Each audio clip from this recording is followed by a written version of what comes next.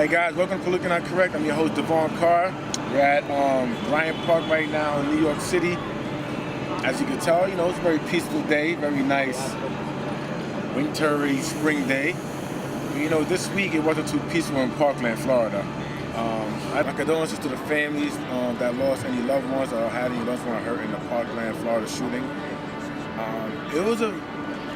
I think the wrong word to say is interesting, but it was very interesting things happened after the shooting. It was just so weird to see that the government doesn't realize this is happening too often. Kids are dying left and right. People are dying. We have numerous incidents from Aurora, on Colorado, to last year in Vegas, and right now, it's so hard for you to change the gun laws. Change it.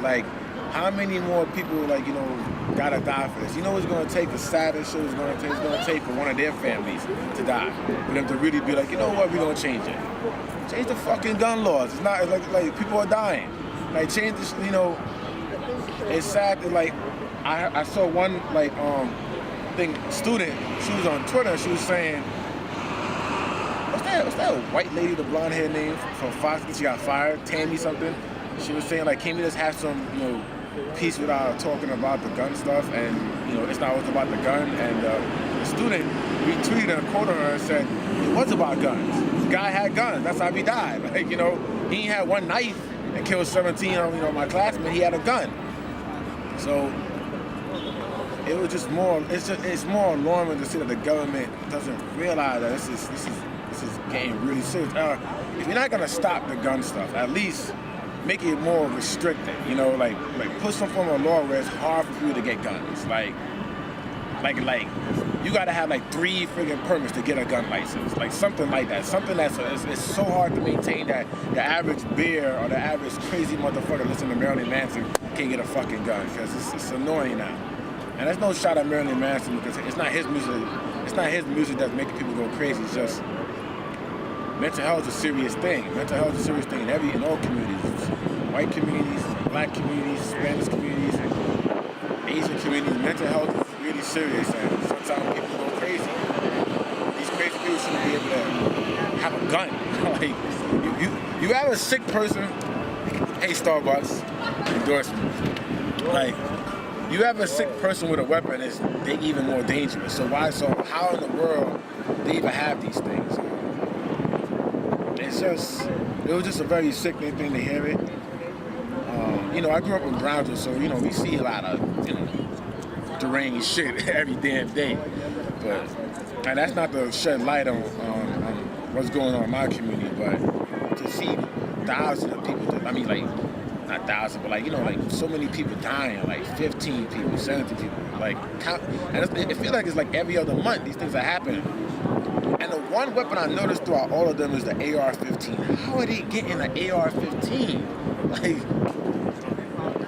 It's alarming. But I wanted to shed light on that. I didn't want to I personally didn't want to do an episode today with any guests. I wanted to just change the whole feel of it. I want you to know this is a serious move that's going on in these times. And we need to try to stop these things. So we need, the government, or we need to at least, when it's, come election time, we really need to vote the right people in and do our proper research. And let's not just vote somebody in because of the color of the skin or anything. We gotta make sure that they share the same views as us, And that's all I really want to talk about, when it comes to that. So we'll be back to Looking Out Correct.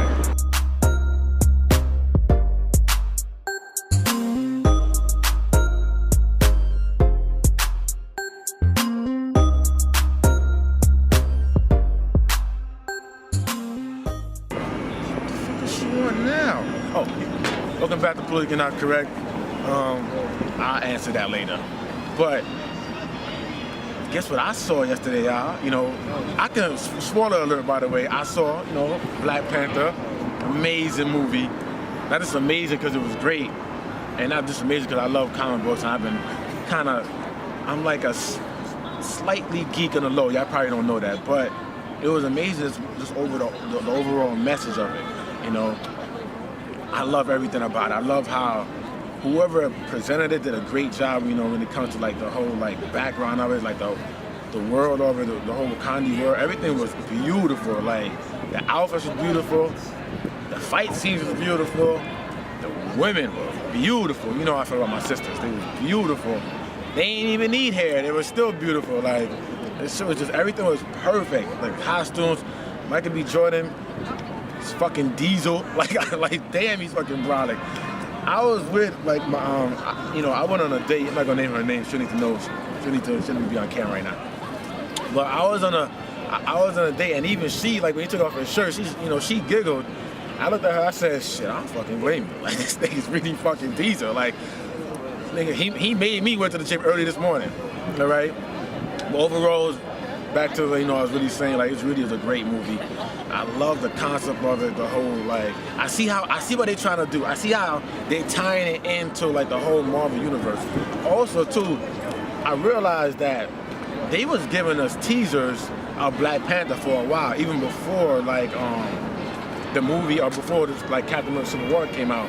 Like it was a teaser like from Iron Man 2, and once I picked up on it, I said, damn, how I didn't see this shit. But it worked out for the best. Like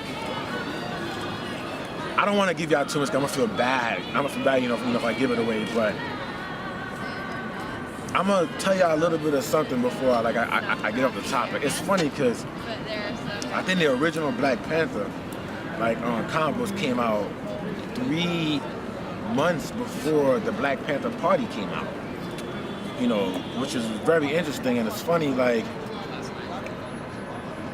if you read the comic books, so this won't be a spoiler. If you read the comic books, you would know that like Michael B. Jordan character, in the movie they said he was from Oakland. Like he grew up in Oakland. But nah. He was raised in Harlem. That's the funny thing. Like, but I realized why they did it, because the Black Panther Party originated in Oakland. So I'm like, oh, that's my theory of like why they did it. I could be wrong, but that had to be the reason why they did it.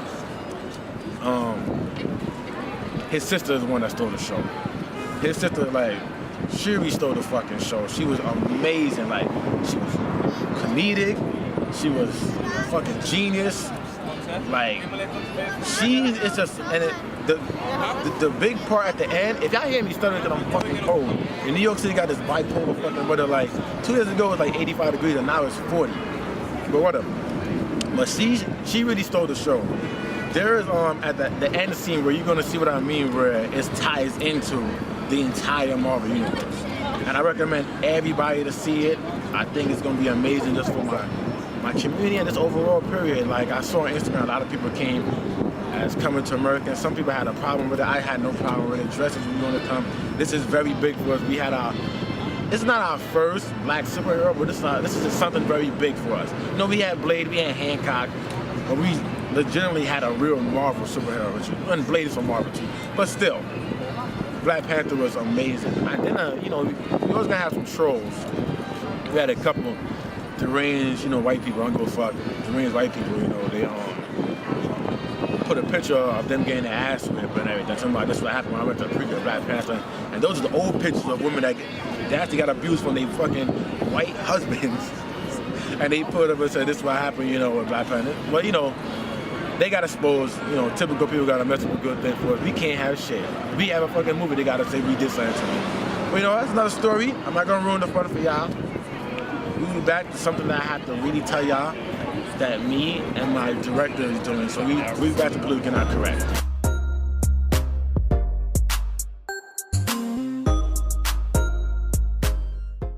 Welcome back to Politically Not Correct. So I got great news for y'all.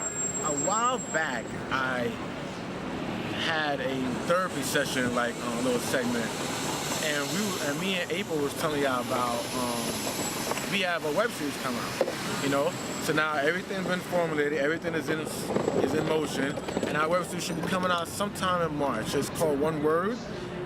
I'm not gonna tell you who the stars are yet, but loosely it's a combination of my life and April's life. So if you see any like sexual shit involved, don't get mad at me, I'm sorry, but it's the truth. But there's gonna be sex in it, there's gonna be pain in it. Listen, my life ain't fun. There's gonna be a lot of like heartbreak, insecure moments, denial moments, playful bantering, with homeboys, and also the thing that I want to also put in the show, I want to put a real life thing. You know, so a lot of time you talk to your homegirls and your homeboys, and you don't really hear the truth. You know, you have to be there to really know the truth. Like, you know, there's some cases where you eat a girl out and you don't get the ass. It's just the truth. You know, there's some cases where the girl, you know, she comes over and she just sucks dick, and that's just it, and she gets kicked out. This is, and it doesn't mean that it's wrong. It's just that that's all that person can offer them at the moment. You know, this is just real life things. You know, and some of these real life things will be in the show. Like, it's not gonna be too graphic, but I'm really proud of it. At the end of this segment, you know, it's gonna have the logo, so you can see the logo, like on the logo too. Also, it was made by the handwriting artist. Check her out on Instagram. She's a very dope artist. She does honestly all my logos, but she does everything. See the Politically Not Correct logo? She did that also. There's a lot of good things going on. You know, we got planned. Somebody's having a lot of fun over there. See, they're on a date right now. And see, that type of shit is what you're gonna see in my one word also. You're gonna see laughter, you're gonna see probably, you know, especially laughing right now, probably next 2 weeks, you're gonna make her cry. And that's what you're gonna see on one word. Real things. Shit that Tupac will like, you know? You know, Tupac is very contradictory. You know, 1 minute he's saying dear mama, next minute he's saying I get around. That's what you're gonna see. You're gonna see it, dear mama, you're gonna see I get around. So I can't wait for y'all to see this. I'm very excited for it. I can't wait for y'all to hear about the new guests we got coming, Politically Not Correct. And that's about it. We're live in Bryant Park, 42nd Street in New York City, you know, the home of the pretty ladies. And I'm Devon Carr, and I'll see you guys next time.